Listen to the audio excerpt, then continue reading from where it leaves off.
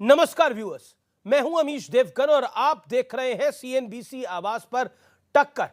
टक्कर के इस एडिशन में आज हम रामचरितमानस की बात करेंगे। हालांकि कल बजट है और बजट बहुत महत्वपूर्ण होता है, लेकिन आज हमने कई बार सोचा कि किस विषय पर चर्चा करनी चाहिए टक्कर में। आज रामचरितमानस की बात करेंगे और कल बजट की बात करेंगे।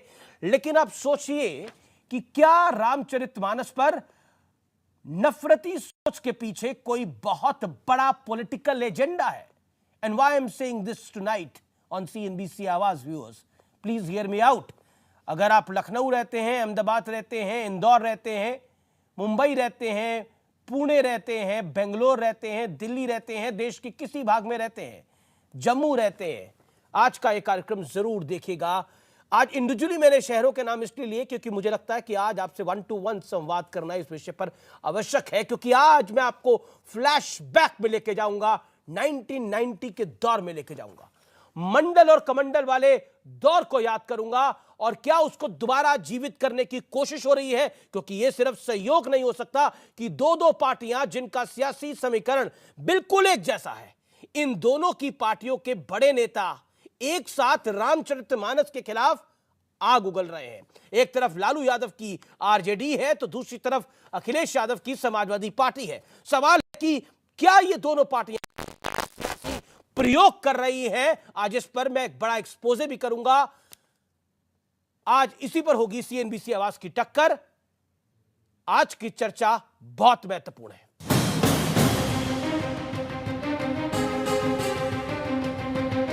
धर्म के नाम पर दलितों, पिछड़ों, आदिवासियों, महिलाओं पर की गई आपत्तिजनक टिप्पणी का विरोध कर रहा हूं। क्या मुद्दा वाकई रामचरितमानस की कुछ चौपाइयों के विरोध से जुड़ा है या कहानी कहीं और जा रही है? प्रत्यक्ष प्रमाण देख लीजिए। मानस के खिलाफ आग उगलने वाले स्वामी प्रसाद मौर्य को प्रमोशन देकर अखिलेश यादव ने पार्टी का महासचिव बना दिया। रामचरितमानस पर और खासकर शूद्र पर मैं सीधा मुख्यमंत्री जी से पूछूंगा कि भाई मुख्यमंत्री जी बताएं हमें सदन में कि शूद्र कौन कौन है। मैं मुख्यमंत्री जी से पूछने जा रहा हूं कि मैं शूद्र हूं कि नहीं हूं। अब जरा वोट वाला गणित समझ लीजिए।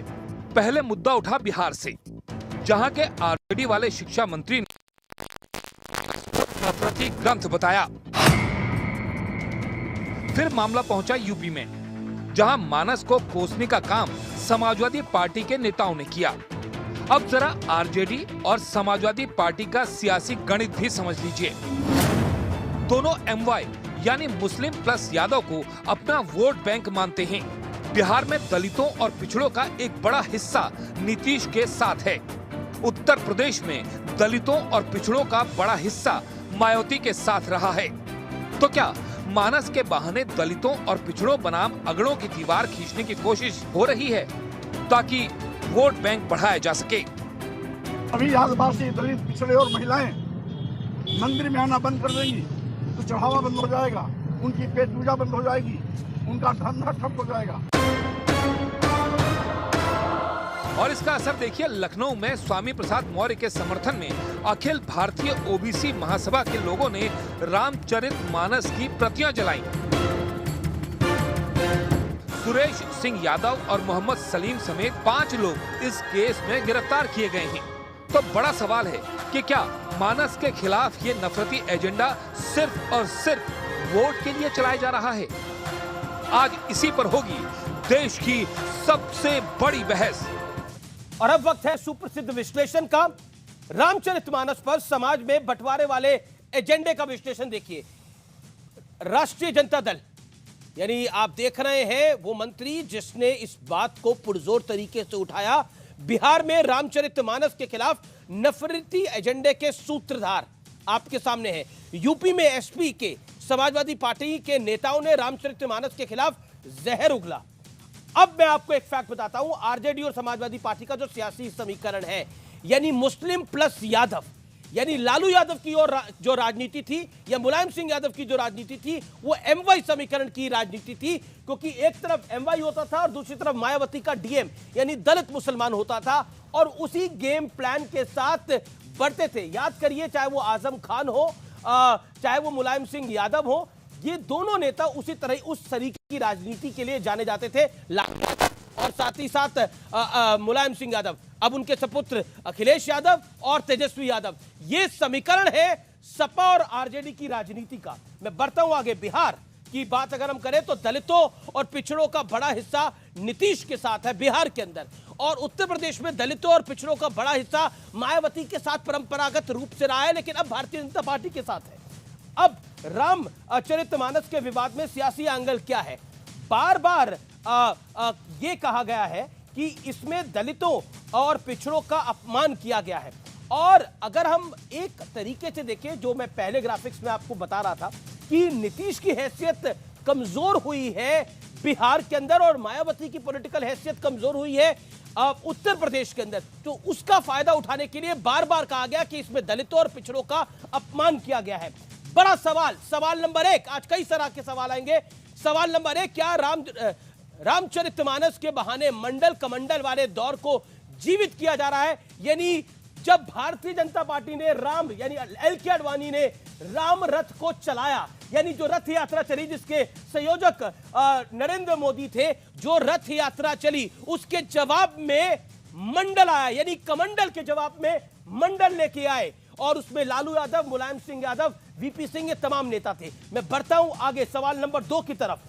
क्या सियासत के लिए समाज में बंटवारे की एक घनघोर चाल चली जा रही है? यह पॉलिटिकल चाल है। और सवाल नंबर 3, क्या दलित पिछड़ा वोट बैंक साधने के लिए यह प्रयोग हो रहा है? आज इन 3 सवालों के साथ मैं जनता के बीच जाऊंगा और अब से कुछ देर में आर पार में बहुत बड़ा खुलासा करूंगा, एक बहुत बड़े ऑडियो प्रूफ के साथ। लेकिन मेरे साथ आज कौन कौन जुड़ रहा है इस चर्चा के अंदर? मेरे साथ इस चर्चा में ब्रिजलाल है, मेंबर ऑफ पार्लियामेंट है भारतीय जनता पार्टी के, उनका अभिनंदन है। मेरे साथ रिजवान अहमद है, जाने माने सामाजिक चिंतक हैं, उनका स्वागत है।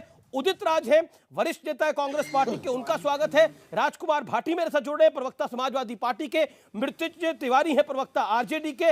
और मेरे साथ इस चर्चा में साजिद रशीदी हैं, जो कि इस्लाम धर्म के जानकार हैं, उनका अभिनंदन है।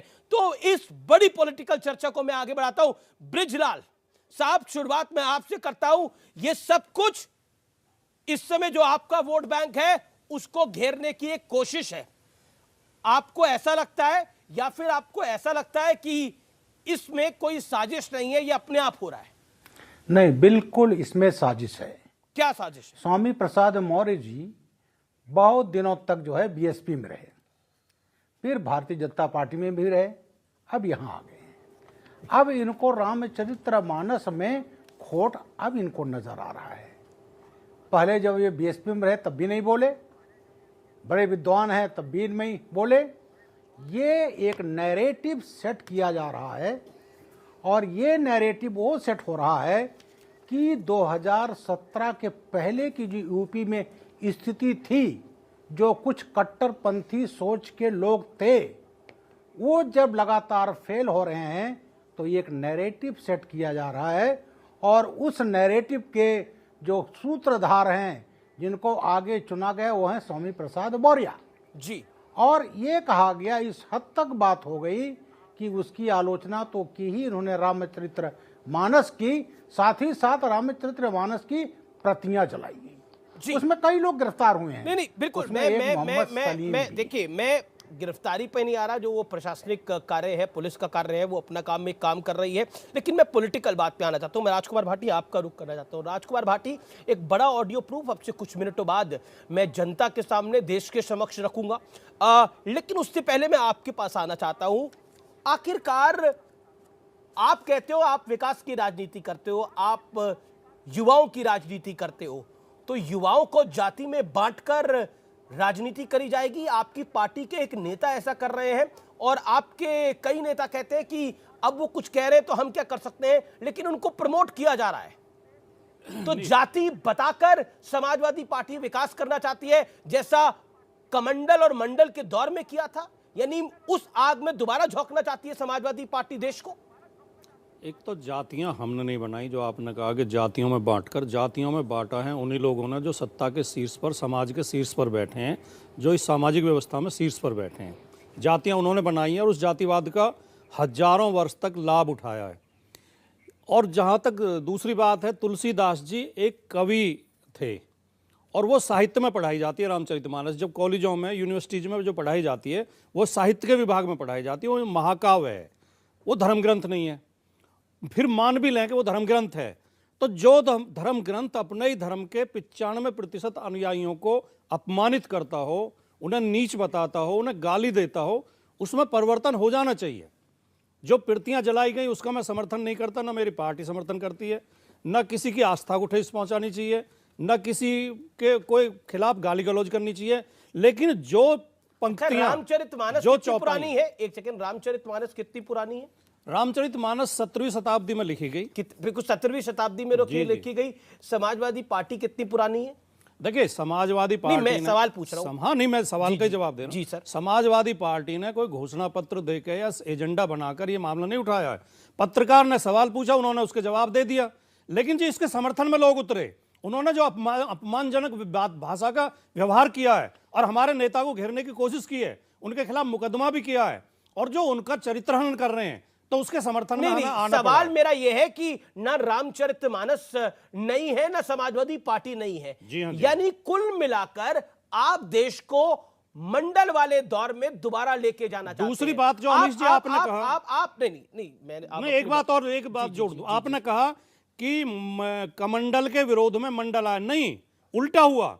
मंडल के विरोध में कमंडल आया। जब वीपी सिंह सरकार ने मंडल आयोग की सिफारिशें, जो कि 50 साल से जिनकी प्रतीक्षा देश कर रहा था, उन्हें लागू करने की घोषणा की, तब अडवाणी आपका एजेंडा 1990 वाला है ना? आप 2022 में भारत को 1990 के दौर में लेके जाना चाहते हो। देखिए, हमारा एजेंडा तो भारत के संविधान वाला, जो बाबा साहब का संविधान जो सामाजिक न्याय की बात करता है। बाबा